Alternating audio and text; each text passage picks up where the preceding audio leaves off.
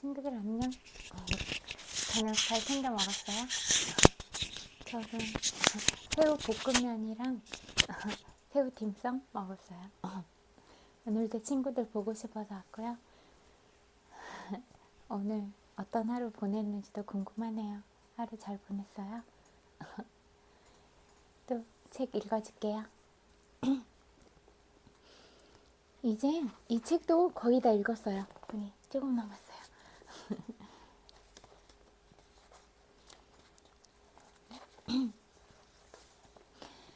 노화에 대한 두려움의 증상, 열정 저하, 행동이 느려지면서 열등감이 생기고 자신이 나이로 인해 나락으로 떨어지고 있다고 잘못 생각하게 된다. 준치성, 상상력, 자존감을 가지기엔 나이가 너무 들었다는 잘못된 생각으로 이런 자질들을 억누른다. 자기 변명. 40에서 50살이 되어서 지혜가 무르익고 이해심이 넓어진 나이가 되었다고 표현하기보다는 이와 반대로 나이가 들었다면서 스스로를 변호하는 말을 한다. 어울리지 않는 여기 읽었다. 밑에 읽을 차례인가 보다. 여섯 번째 두려움, 죽음에 대한 두려움.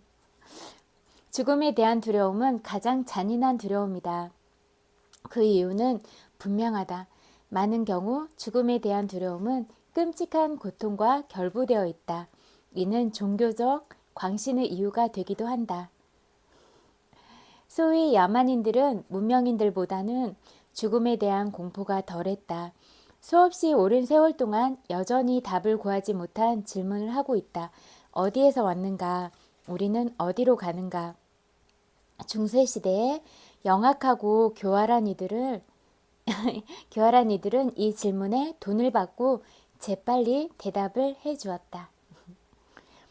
종교 지도자들은 내 장막으로 들어와 내 신심을 받아들이고 교리를 수용하라.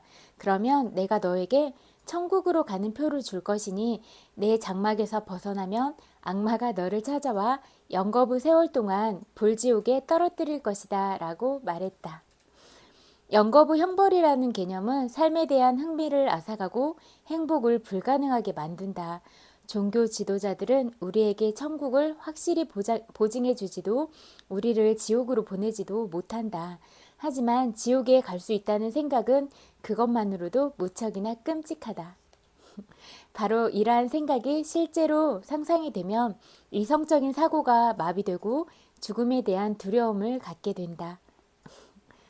근데 또 죽음은 생각보다는 삶에서 가까운 것 같아요. 그러니까 뭐 그렇다고 해서 뭐 죽음을 뭐 너무 쉽게 받아들이고 비관적으로 받아들이라는 건 아니지만 우리가 늘 죽음은 언제든지 가까이 있다 이렇게 생각을 한다면 오늘 하루하루 순간순간을 살아갈 때 좀 더 소중하게 생각하지 않을까 이런 생각이 들어요. 누군가 가장 소중한 사람들의 죽음을 바라보게 되고 또 우리가 강아지들 많이 키우잖아요. 그러니까 그런 애완동물을 키우다가 그런 죽음을 마주했을 때 그런 느껴지는 슬픔이나 그런 것들 있잖아요. 그런 게 언제 찾아올지는 다 모르는 일이잖아요. 그러니까 저도 이제 아빠가 돌아가시고 나서 그런 생각을 많이 했거든요. 삶과 죽음에 대해서 생각을 많이 하고 삶과 죽음이 늘 가까이 있다 이렇게 생각을 하니까 그때부터 진짜 삶이 되게 소중하다고 느껴졌어요. 그래서 내 인생이 언제 마감될지 모르지만 그냥 제가 마지막 축제라고 표현하는데요. 내 인생의 마지막 축제가 언제일지 모르니까 그냥 모든 순간순간을 아름답게 생각하고 또 주변에 있는 사람들한테 사랑한다고 말 많이 하고 예쁘다고 많이 표현하고 제가 표현할 수 있는 부분들에 대해서는 많이 표현하면서 사랑하면서 살고 싶다 그런 생각을 더 많이 했던 것 같아요. 그러니까 그냥 또 오늘이라는 시간도 우리한테 한 번뿐인 거잖아요. 단 한 번 주어지는 이런 시간들을 너무 소모적으로 쓰지 않고 이걸 좀 더 가치 있게 쓸 수 있으면 좋겠다 이런 생각은 늘 하는 것 같아요. 너무 그런 딱 일적인 효율성을 얘기하는 건 아닌데 좀 효율적이게 사는 게 중요하겠다 이런 생각은 하는 것 같아. 너무 낭비되지 않게. 그러니까 좋은 쪽으로 시간을 쓰고 좋은 쪽으로 감정을 쓰고 이러면 좋은데 누구를 평가하거나 비난하거나 그러는 데는 너무 소모적이지는 않았으면 좋겠다 그런 생각이 들어요. 제가 늘 이야기하지만 한 사람 한 사람이 다 귀한 존재이고 그냥 바라보기에도 너무 아까운 사람들인데 그렇게 평가하고 하는 것 자체가 의미가 없다. 저는 그런 생각을 하는 것 같아요. 그리고 뭐 설사 그런 평가들을 듣는다고 하더라도 귀한 여러분들을 그렇게 통과해서 어, 나갈 수는 없다. 그런 생각을 하니까 그거는 그냥 이렇게 툭툭 흘리듯이 그렇게 하면 되겠다. 이런 생각이 들어요. 그러니까 늘 나를 귀하게 생각하고 사랑스럽게 생각하고 또 상대도 그런 사람인 걸 잊지 않으면 우리가 쉽게 얘기는 할 수 없을 것 같다. 이런 생각은 늘 해요. 네, 원래 친구들이 가진 모습들이 다 사랑스러운데 더 많이 웃고 사랑스러운 말을 하고 그러면 원래 가진 빛들이 더 두드러지게 빛날 텐데 스스로가 이미 귀한 사람들인데 우리가 그런 품격이나 이런 부분들을 일부러 낮출 필요는 없다고 생각해요. 그리고 말을 하거나 그런 태도들을 봐도 우리가 아, 저 사람은 참 품격이 있어 보인다, 닮고 싶다 이런 생각이 드는 사람 곁에 머물고 싶잖아요. 그런 사람들을 보면 이렇게 그냥 웃게 되기도 하고 그런 또 좋은 기운들은 그냥 가까이 가기만 해도 느껴지고 이런 부분들이니까 우리가 우리 자신들은 어떤 모습들을 하고 있는지를 생각을 해보고 점검을 해보는 것도 괜찮을 것 같다 이런 생각을 해요. 그냥 뭐 시선을 다른 사람들에 대한 평가나 그런 것보다는 자기 자신으로 가져와서 자기 자신의 감정을 직면하고 자기가 어떤 태도를 가지고 있는지 이런 부분으로 자꾸 내면으로 가지고 오고 또 자기가 가진 그런 내면 아이도 토닥토닥 하면서 지금까지 잘 살아온 거 너무 대견하고 잘해왔잖아요. 그러니까 그냥 스스로 쓰담쓰담도 해주고 토닥토닥도 해주면서 그래 지금까지 정말 잘했어. 너는 오늘까지 잘 살고 있는 것도 대단한 것 같아. 이렇게 말해주고 난 너를 정말 사랑해. 이런 말도 해줄 수 있으면 좋겠다.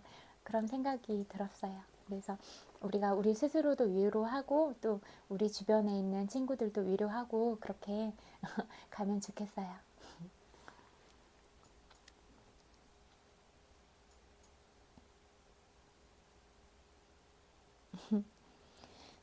오늘날은 죽음에 대한 두려움은 대학이 존재하지 않던 그 시절에 비해 다소 줄어들었다. 과학자들은 세상에 대한 진리를 밝혀내고 있다. 그렇게 밝혀진 진실은 빠른 속도로 죽음에 대한 끔찍한 두려움에서 우리를 자유롭게 해주었다. 청년들이 대학에 진학하면서 지옥불이나 유황불 같은 것에 쉽게 동요하지 않게 되었다. 중세시대의 사람들의 마음을 사로잡는 두려움은 지식을 얻으면서 해소되었다. 세상은 시간, 공간, 에너지, 물질이라는 네 가지 요소로 이루어져 있다. 기초 물리학에 따르면 물질이나 에너지, 인간이 유일하게 알고 있는 두 가지 실제다. 에너지는 생성되거나 사라지지 않는다. 물질과 에너지는 변환될 뿐이다. 인생은 에너지라고 할 수 있다. 에너지나 물질이 사라질 수 있다면 인생 역시 사라질 수 있다. 삶 역시 다른 에너지들과 마찬가지로 다양한 변화 과정을 통해 전달되거나 변화될 수는 있지만 사라지지는 않는다. 죽음 역시 변화일 뿐이다. 죽음이 단순한 변화 혹은 전환이 아니라면 죽음 이후에 오는 것은 영원하고 평화로운 잠일 것이다. 이런 잠이라면 두려워할 게 전혀 없다. 이렇게 생각한다면 죽음에 대한 두려움을 몰아낼 수 있을 것이다. 죽음에 대한 두려움 후 증상, 죽음에 대한 습관적인 생각, 인생에 대한 생각보다는 죽음에 대한 생각을 더 많이 한다. 이는 대부분 목적이 없거나 적절한 일자리가 없는 데서 기인한다. 죽음에 대한 두려움은 노인에게서 더 일반적인 현상이지만 이따금 젊은 사람들이 그 희생자가 되기도 한다. 가장 좋은 치료법은 세상에 유용한 일을 하겠다는 성취에 대한 불타는 열망을 지니는 것이다. 바쁘게 지내는 사람은 죽음에 대해 생각할 겨를이 없다. 인생이 너무 스릴 넘쳐서 죽음을 생각할 여력이 없는 것이다. 가난에 대한 염려. 이따금 자신의 죽음으로 인해 사랑하는 사람들이 가난에 빠지게 될까봐 염려한다. 질병. 이따금 질병에 걸리거나 신체 면역력이 떨어진 경우에 죽음을 두려워할 수 있다. 그 밖에 가난, 실직, 실연, 정신이상, 종교적 광신 등이 있다. 걱정, 파괴적인 생각이 불러일으키는 재앙. 걱정은 두려움에 바탕한 마음 상태다. 걱정은 서서히 끊임없이 은밀하고도 교묘하게 일어난다. 차츰차츰 파고들어 마침내는 이성적 사고를 마비시키고 자신감을 무너뜨리고 진취성을 앗아간다. 걱정은 우유부단함에서 비롯된 두려움이다. 따라서 이 마음 상태는 다스릴 수 있는 것이다. 불안정한 마음은 무력하다. 이는 우유부단함이 만들어낸 마음 상태다. 대부분은 신속하게 결정을 내리고 그 결정을 끈기 있게 유지해 나가는 의지가 부족하다. 일단 명확한 행동 방침을 따르겠다고 결심하고 나면 상황에 대해 걱정하지 않게 된다. 언젠가 나는 2시간 후면 전기의자에 앉아 사형당할 남자를 인터뷰한 적이 있다. 사형 선고를 받은 남자는 사형수 감방에 있던 8사람 중 가장 차분했다. 그가 너무나 차분해서 나는 그에게 얼마 후면 영원의 세계로 떠나는 것을 알면서 어떻게 그럴 수 있느냐고 물었다. 그는 자신감에 찬 미소를 띠면서 이렇게 말했다. 기분은 괜찮아요. 생각해보세요. 형제여. 내 문제는 이제 곧 끝납니다. 내 인생은 문제투성이었습니다. 먹고 입는 것조차 고난이었지요. 곧 그럴 필요가 없어집니다. 내가 죽는다는 것을 분명히 알게 된 후로 계속 기분이 괜찮았습니다. 내 운명을 기분 좋게 받아들이기로 결정했지요. 어떻게 보면 최악의 상황일지라도 내가 생각을 어떻게 하고 어떻게 이 상황을 어떻게 받아들일 것인가 이렇게 관점을 전환시켜 보면 또 상황들이 다르게 보일 수 있는 확률이 또 높아지잖아요. 그러니까 어떤 순간에도 긍정의 생각들 이런 것들을 놓지 않고 생각 전환을 빨리빨리 하는 습관을 가져서 그렇게 나날이 빨리빨리 가능하도록 되면 좋겠다 이런 생각이 들어요. 그렇게 말하면서 그는 3인분은 될 법한 저녁 식사를 먹어 치웠다. 한 입 한 입을 즐기는 모습이었다. 그 앞에 재난이 기다리고 있다고는 생각하기 힘들었다. 결심은 이 남자가 운명을 감수하게 해주고 당연한 상황으로 받아들이게 했다. 6가지 불안함은 우유부단함을 통해 걱정으로 전환된다. 죽음에 대한 두려움을 완화하려면 죽음이 벗어날 수 없는 일임을 받아들여야 한다. 노년에 대한 두려움을 없애려면 그것이 불리한 상황이 아니라 지혜를 갖추고 자제심이 커지고 이해심이 넓어지게 해주는 축복이라고 받아들이면 된다. 사랑하는 사람을 잃을지 모른다는 두려움을 다스리려면 필요한 경우 사랑하는 사람 없이도 잘 지낼 수 있다고 결심해야 한다. 비판에 대한 두려움을 물리치려면 다른 사람들의 말과 행동, 생각에 개의치 않아야 한다. 질병에 대한 두려움을 극복하려면 병과 관련한 증상들을 생각하지 않아야 한다. 가난에 대한 두려움을 없애려면 자신이 얼마나 부를 일구게 되든 걱정하지 않고 그 상태로 잘 지내겠다고 결심해야 한다. 걱정으로 인한 대가를 치르지 않기로 결심하라. 그리하여 어떤 문제에서든 걱정하는 습관을 버려라. 이 결심은 균형감을 주고 마음의 평화를 불러오며 차분하게 생각하게 해준다. 그리하여 행복을 가져다 준다. 마음이 두려움으로 가득하면 영리하게 행동할 기회를 스스로 망가뜨리게 된다. 또한 다가오는 사람들의 마음에도 파괴적인 주파수를 전달하여 그들의 기회마저 망가뜨리고 만다. 개나 말도 주인이 없으면 그 사실을 안다. 주인이 내보내는 두려움의 주파수를 포착하고 그에 맞추어 행동하는 것이다. 목소리가 방송국에서 라디오 수신기로 전달되듯이 두려움의 주파수는 다른 사람들에게도 빨리 전파된다. 부정적인 생각, 파괴적인 생각을 끊임없이 말로 내뱉는 사람은 사실상 그 말에 대한 응답으로 파괴적인 결과를 경험하고 있는 것이다. 부정적인 생각은 말로 내뱉지 않아도 자신에게로 되돌아온다. 파괴적인 사고 자극은 내보내는 것만으로도 여러 가지 해로 되돌아온다. 그러니까 진짜 늘 좋은 생각을 하는 게 정말 중요한 거예요. 좋은 감정을 가지고. 근데 좋은 생각을 하면 감정 상태는 자동으로 좋은 감정 상태가 되잖아요. 이미지들이 좋은 것들로 그려지니까. 기억해야 할 점은 파괴적인 생각을 내보내면 창조적인 상상력을 망가뜨리게 된다는 것이다. 두 번째로 부정적인 생각은 다른 사람들에게도 영향을 미치지만 당사자의 잠재의식에도 깊숙이 박혀서 그 인격이 된다는 점을 기억해야 한다. 그러니까 이런 생각들이 자신의 잠재력이나 창의성을 파괴하는 거예요. 그러면 스스로 그렇게 독극물을 마시고 있는 상태랑 똑같은 거잖아요. 그게 누구한테 이득이 되는 거예요. 이 부분을 늘 생각하세요. 우리는 인생이라는 사업에서 성공을 목표로 한다. 성공하려면 마음의 평화를 찾고 삶에 필요한 재화를 얻어내고 무엇보다 행복해야 한다. 이런 성공 지표들은 모두 사고 자극에서 시작된다. 우리는 자신의 마음을 다스리고 사고 자극을 선택하여 마음에 심어줄 힘을 지니고 있다.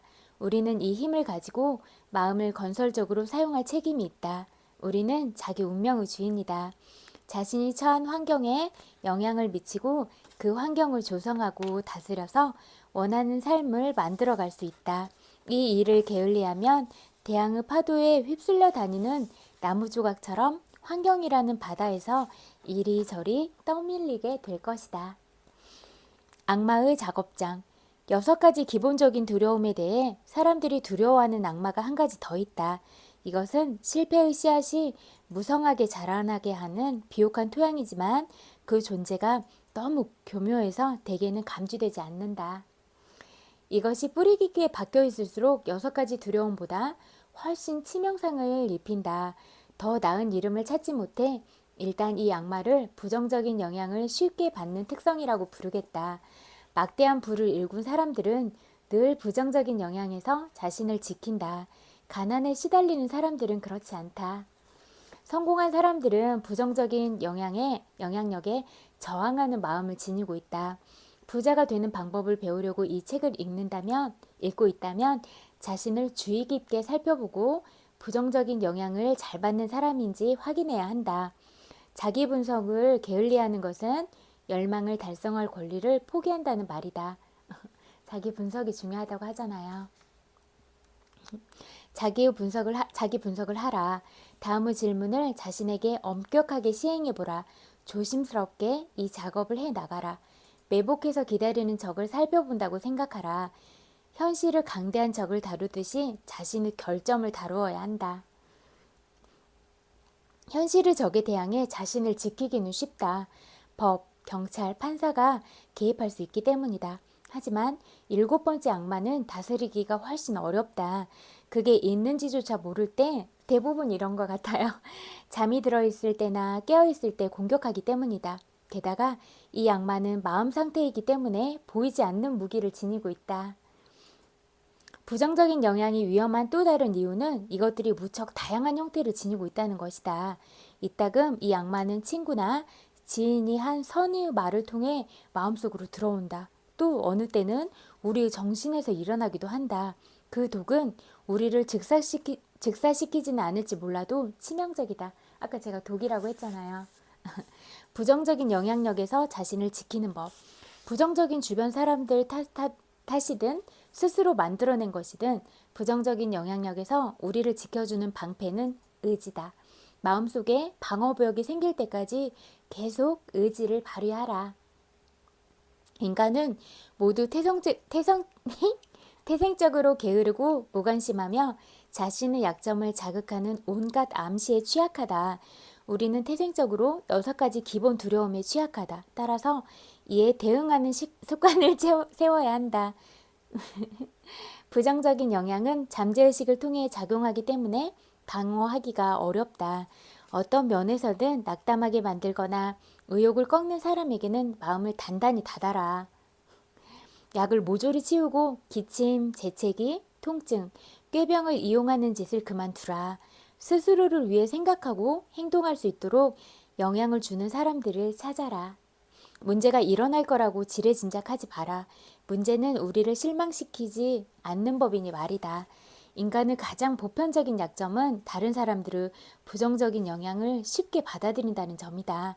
대부분 자신이 그렇게 하고 있다는 사실을 알지 못하기 때문에 이 약점은 더욱 크게 해를 끼친다. 다음의 설문을 통해 자신이 진짜 어떤 사람인지 알아보라. 지금 읽어보고 나서 하루 정도 시간을 따로 내어 여기에 답해보도록 하라. 이때 질문과 답을 스스로 들을 수 있도록 큰 소리로 읽어보라. 그러면 더욱 진실된 태도로 답할 수 있을 것이다. 자기 분석하기. 기분이 안 좋아 라고 자주 불평하는가? 만약 그렇다면 무엇 때문인가? 다른 사람들의 사소한 잘못을 지적하고 화를 내는가? 일하면서 실수가 잦은가? 그렇다면 왜 그런가? 대화할 때 빈정대거나 공격적으로 말하는가? 누군가와 함께 일하는 걸 피하는가? 그렇다면 어째서인가? 소화불량에 자주 시달리는가? 그렇다면 무엇 때문인가? 자신의 직업을 좋아하는가? 그렇지 않다면 어째서인가? 자기 연민에 빠지는가? 그렇다면 어째서인가? 자기보다 앞서 나가는 사람들을 부러워하는가? 성공과 실패 중 무엇을 더 많이 생각하는가? 나이가 들수록 자신감이 떨어지는가? 어떤 실수를 하든 거기에 가치 있는 것을 배우는가? 지인이나 친척들이 당신을 걱정하게 두는가? 그렇다면 어째서인가? 삶이 찌릿하다가도 어느 때는 의기소침해지곤 하는가? 당신을 가장 북돋아주는 사람은 누구인가? 무슨 이유에서인가? 부정적인 영향 혹은 당신을 낙담시키는 일을 피할 수 있는데도 참고 견디는가? 용모에 신경을 쓰는가? 그렇지 않다면 언제 무슨 연유에서인가? 문제를 회피할 방편으로 문제에 대해 신경 쓸 시간조차 없도록 다른 일로 분주하게 행동하는가? 자신이 줏대없는 사람이라고 생각하는가? 다른 사람들이 자신의 생각을 침해하도록 놔두는가? 스스로 방지할 기회가 있는데도 걱정을 내버려 두는가? 그렇다면 어째서인가? 마음을 가라앉히려고 술, 마약, 담배 같은 중독성 물질에 기대는가? 그렇다면 어째서 의지력을 발휘하지 않고 그런 행위를 하는가? 누군가가 당신에게 잔소리를 하는가? 그렇다면 무슨 이유에서인가? 명확한 목표를 가지고 있는가? 그렇다면 그것은 무엇이고 그 목표를 달성하기 위해 어떤 계획을 세우고 있는가? 6가지 기본적인 두려움에 시달리고 있는가? 그렇다면 어떤 두려움에 시달리고 있는가? 다른 사람들의 부정적인 영향에서 자신을 보호할 방법을 가지고 있는가? 긍정적인 마음을 유지하고자 자기 암시를 이용하는가? 물질적 소유물과 생각을 다스릴 권한 중 무엇이 더 가치 있게 느껴지는가? 자신의 판단과 다른 의견에 쉽게 영향을 받는가?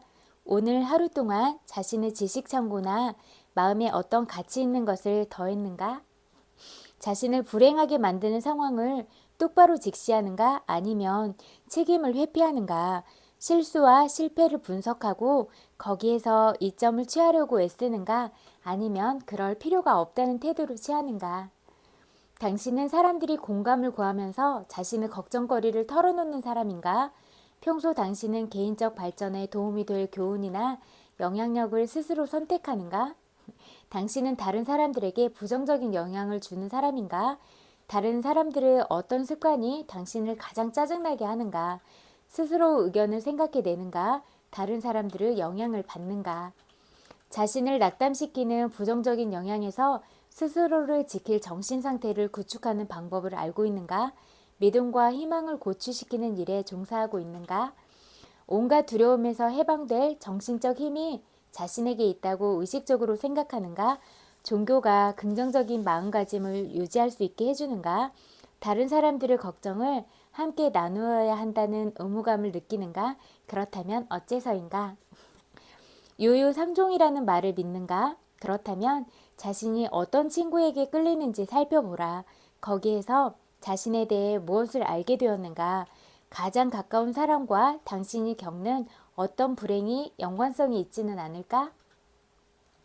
친구라고 여겼는데 사실상 당신의 마음에 가장 부정적인 영향을 미친 최악의 적이었던 사람은 없는가? 자신에게 도움이 되는 사람과 해를 끼치는 사람을 어떤 근거로 판단하는가? 가장 친한 친구는 정신적으로 당신보다 나은 사람인가? 아닌가? 하루 24시간 동안 다음의 일에 어느 정도 시간을 바치는가?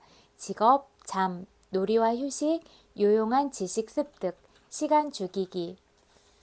이거는 너무 길면 지루할 수도 있으니까 여기까지 읽어야겠다. 여기까지 읽고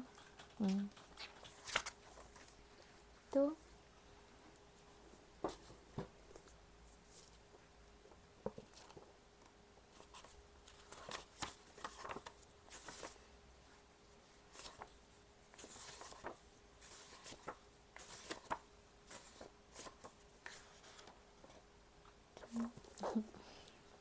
잠재의식에 관한 책 읽어드릴게요.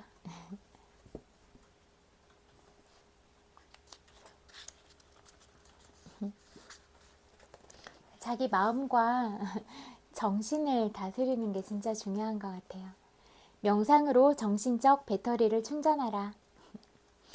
스트레스가 심하거나 번아웃을 겪고 있거나 너무나 지쳤다면 정신적 배터리를 충전할 때다. 주말에 푹 쉬거나 휴가를 다녀오는 것이 재충전에 어느 정도 도움이 될 수 있지만 더 효과적인 방법은 기도나 명상을 하는 것이다. 기도하거나 명상할 때는 에너지와 힘의 근원인 영적 존재와 연결된다. 이는 한여름 맑은 산골짜기 시냇물에 몸을 담글 때와 같은 느낌이다. 많은 성공한 사업가와 전문가들의 공통점은 정기적으로 휴식을 취하고 명상하고 영성 넘치는 인물들의 강연을 듣는다는 점이다. 휴식을 떠난 이들은 며칠간 아침에 명상하며 자신을 성찰하고 무건수행을 하면서 조용하고 평온한 시간을 보내기도 한다. 특히 나와 함께 수행에 참여한 이들은 모두 정신적으로 생기를 되찾았다고 했다. 각자의 일상과 업무로 돌아간 후에도 매일 15분에서 20분을 할애해 침묵과 명상의 시간을 가졌다. 이들은 마음을 차분하게 만들어 오감으로 이루어진 물질 세계에서 자기 안의 영적 세계로 초점을 옮길 수 있었다. 정신적 배터리를 재충전한 사람들은 믿음, 용기, 자신감을 가지고 매일의 문제, 분쟁, 괴로움, 다툼에 맞설 수 있다. 이들은 내면의 힘을 어디에서 어떻게 받고 있는지 알고 있다. 에머슨의 말처럼 이들은 고요한 상태에서 미소를 띤 채 휴식하며 무한한 힘과 만난다. 침묵 속에 있으면 에너지, 힘, 영감, 지혜가 모습을 드러낸다. 이들은 모든 긴장을 풀며 이기적인 자존심을 내려놓는 법을 배운다. 이들은 모든 보이는 것과 보이지 않는 것을 창조한 지혜와 힘을 인식하고 존경하는 마음을 갖고 불러낸다. 이로써 지혜의 길을 걷겠다는 결정을 내린다. 스스로를 가둔 감옥에서 자유로워져라. 콜로라도주 덴버 근처에서 강연할 기회가 있었다. 그곳에서 만난 한 남성이 이렇게 말했다. 저는 막다른 길에 갇혀 좌절하는 불행한 사람입니다. 목장을 처분한 뒤에 떠나고 싶지만 감옥살이를 하는 죄수처럼 갇혀있다는 느낌만 들어요. 자, 이제 내가 최면을 걸면 내가 말하는 대로 느낄 겁니다. 논리를 따라 판단하며 이것저것 저울질하는 현재의식이 정지하고 논쟁을 벌이지 않는 잠재의식이 내가 하는 말을 그대로 받아들일 것이기 때문이지요. 추적자가 되어 범죄자의 흔적을 쫓으라고 말하면 선생님은 산속을 은밀하게 돌아다니며 범죄자를 찾아다닐 겁니다. 감옥에 갇혀 있다고 말하면 스스로를 죄수라고 생각하며 딱딱한 벽과 쇠창살에 둘러싸여 있다고 믿을 겁니다. 내가 최선을 다해 탈옥하라고 지시한다면 선생님은 탈출구를 찾아낼 겁니다. 자물쇠를 따거나 콘크리트 관을 긁어내거나 교도관의 열쇠를 훔치려 할 수도 있겠지요. 이 콜로라도 넓은 들판에 부는 바람처럼 자유를 느낄 수도 있습니다. 이는 주어지는 제안을 받아들이는 잠재의식의 수능성 때문입니다. 선생님께서는 목장을 팔 수 없고 죄수처럼 갇혔다는 생각을 잠재의식에 전달했습니다. 덴버에 가서 하고 싶은 일을 할 수도 없고 빚을 진 채 막다른 골목에 갇혔다는 사실을 잠재의식에 각인한 거지요. 잠재의식이 아는 것은 내가 강하게 인지하는 인상뿐입니다. 내가 하는 말을 받아들이기만 하죠. 선생님께서는 스스로를 속박하라고 최면을 건 겁니다. 잘못된 의견과 신념 때문에 정신적 갈등을 겪는 겁니다. 나는 그에게 잠재의식의 기본 원칙을 알려주고 부정적 사고 감옥에서 빠져나와 한계를 뛰어넘는 학원을 매일 반복하라고 알려주었다. 조화, 건강, 평화, 풍요, 안전의 왕국이 우리 눈앞에 세워져 있다. 이 왕국은 우리가 모든 걸 취할 때까지 기다리고 있다. 우리는 이를 받을 준비만 하면 된다. 몇 주 후 남성은 내게 전화해 목장을 처분했으며 홀가분하게 덴버로 향할 예정이라는 소식을 전했다. 그는 이제 마음속 감옥에 갇힌 죄수가 아니었다. 부정적 사고 때문에 나 자신을 한계와 제한이라는 감옥에 가두고 있었습니다. 필요한 것을 구하는데 급급했고요. 제가 최면에 걸려 있었더라고요. 남성은 창조적인 것은 자기 생각이며 자신이 느낀 좌절감은 타인의 말에 기인했다는 사실을 깨달았다. 타인의 말을 거부할 수도 있었지만 받아들였기 때문에 좌절감을 느꼈다는 것도 깨달았다. 제가 전에도 말씀드렸잖아요. 우리가 주변에서 흔하게 듣는 그런 말들이 정말 그 사실에 기반해서 하는 말들이 아닌 경우도 많이 있잖아요. 그러니까 자신의 논리적 사고로서 다시 판단을 해보고 자기 생각으로 채워나가는 부분들이 중요하다. 뭐 이게 사실인지 아니면 그냥 이렇게 흘러가야 되는 말인지 이런 것들을 순간순간 점검해보고 그러는 것도 중요한 부분인 것 같아요. 타인의 말은 두려움과 한계를 불러일으켰고 남성은 두려움과 한계를 완강하게 거부하지 못하고 오히려 탐닉했다. 그러나 올곧은 생각이 자신의 세상을 구성하는 유일한 이유이자 힘이라는 사실을 깨달았다. 명상을 반복하면서 그는 건설적인 사고력을 길렀고 우주 원칙에 따라 현명하게 선택하는 능력을 얻었다. 오늘 여기까지 할게요. 제 이야기 들어주셔서 너무너무 감사해요. 그리고 오늘 하루 잘 살아내느라고 고생 많았어요. 토닥토닥 마음으로 안아드릴게요. 그리고 오늘도 친구들 엄청 많이 보고 싶어서 왔고요. 엄청 많이 사랑해요. 100만 번 볼뽀뽀 보내드릴게요. 그리고 이제 하루 마무리하면서 잘 시간 됐죠. 친구들은 일찍 자는지 잠자리에 늦게 드는지도 궁금하다. 또 잠이 잘 안 올 수도 있고 저도 막 생각이 많아지거나 그러면 안 올 때가 있는데 단순하게 반복되는 소리를 들으면 잠이 좀 오더라고요. 물소리 듣는 거 좋은 것 같아요. 파도 소리 같은 것도 괜찮고 저는 빗소리가 좀 자는데 도움이 되더라고요. 그래서 이렇게 생각이 끊어지는 게 중요하잖아요. 생각도 계속 이렇게 꼬리를 물고 이렇게 번져가니까 그런 소리들에 이렇게 집중하다 보면 이렇게 뇌가 좀 쉬워지는 것 같아요. 그러면서 잠에 드는 것 같아요. 그래서 그렇게 하고 아니면 싱잉볼 이런 것도 좋은데 저는 가장 그래도 빗소리가 괜찮은 것 같더라고요. 그래서 이렇게 들으면서 자려고 노력하는 것 같아요. 친구들도 오늘 하루 보내면서 이렇게 꼭 비워내야 될 감정이나 그런 부분들이 있다면 좋은 것들을 생각하거나 좋은 음악을 듣거나 괜찮은 영상들이 있으면 그렇게 보거나 이렇게 좀 마음을 정화시켜서 좋은 생각, 좋은 감정을 가지고 잠자리에 들면 좋겠어요. 그게 가장 중요하니까 우리가 늘 긍정적인 생각, 늘 사랑스러운 말, 아름다운 말을 하면서 살 수 있으면 좋겠다. 그런 생각이 들어요. 그러면 잘 때 편안하게 이불 포근하게 여기까지 덮고 발도 시렵지 않게 꽁꽁 잘 덮고 잘 자요. 굿나잇. 안녕.